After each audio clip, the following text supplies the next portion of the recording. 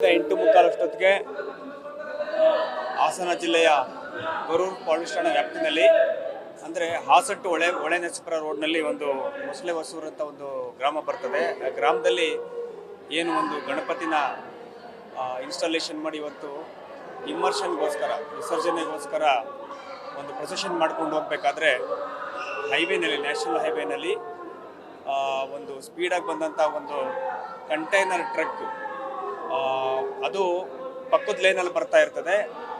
ಆದರೆ ಆಪೋಸಿಟ್ ಡೈರೆಕ್ಷನಲ್ಲಿ ಅದು ಇದನ್ನು ಏನಂದರೆ ಆ ಡ್ರೈವರ್ ಏನಿದೆ ಮೇಲ್ನೋಟ ಕಂಡು ಬರ್ತಾ ಇರುವಂಥದ್ದು ಅರಾಜಕತೆಯಿಂದ ಅದನ್ನು ಗಾಡಿನ ಚಲಾವಣೆ ಮಾಡಿ ಬ್ಯಾರಿಕೇಡ್ನ ಒಡೆದು ಒಂದು ಲೇನಿಂದ ಇನ್ನೊಂದು ಲೇನಿಗೆ ಬಂದು ಏನು ಈ ಪ್ರೊಸೆಷನಲ್ಲಿ ಗಣಪತಿ ಇಮ್ಮರ್ಷನ್ ಪ್ರೊಸೆಷನಲ್ಲಿ ಹೋಗ್ತಾ ಇದ್ರು ಅವ್ರ ಮೇಲೆ ಡ್ಯಾಶ್ ಮಾಡಿದ್ರಿಂದ ಸದ್ಯದ ನಮಗೆ ಮಾಹಿತಿ ಇರೋ ಪ್ರಕಾರ ಕರೆಕ್ಟಾಗಿ ನಾವೀಗ ಚೆಕ್ ಮಾಡಿದ್ದೀವಿ. 9 ಜನ ಅನ್ಫಾರ್ಚುನೇಟ್ಲಿ ಕನ್ಫರ್ಮ್ಡ್ ಡೆಡ್ ಅಂತ ಗೊತ್ತಾಗ್ತಾ ಇದೆ.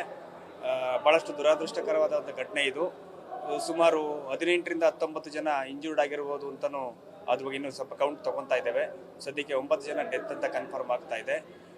ತಕ್ಷಣ ನಮ್ಮ ಅಧಿಕಾರಿಗಳು ಸ್ಥಳಕ್ಕೆ ಹೋಗಿ ಅದನ್ನು ಪರಿಶೀಲನೆ ಮಾಡಿ ಅಲ್ಲಿಂದ ಬಾಡೀಸು ಮತ್ತು ಇಂಜೂರ್ಡ್ ಏನಿದ್ದಾರೆ ಅದನ್ನ ಶಿಫ್ಟ್ ಮಾಡುವಂಥದ್ದನ್ನು ಮಾಡಿದ್ದಾರೆ.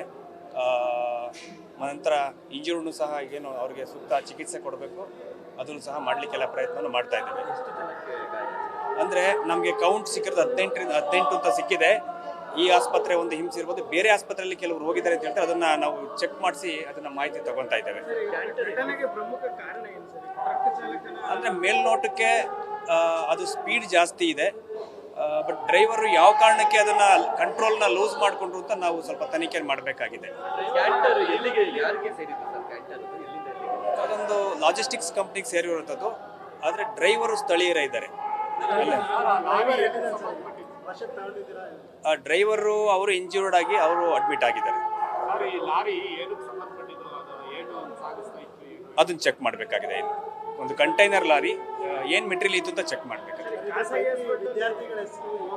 ಇದರಲ್ಲಿ 9 ಜನದಲ್ಲಿ 6 ಏನು ಡಿಸೀಸ್ಡ್ ಇದ್ದಾರೆ, ತೀರ್ಕೊಂಡಿರುವಂಥವ್ರು. ಅವರು ಸ್ಥಳೀಯರು, ಅಂದರೆ ಹೊಳೆನರಸೀಪುರ ಮತ್ತು ಅಕ್ಕಪಕ್ಕದ ಗ್ರಾಮಸ್ಥರು.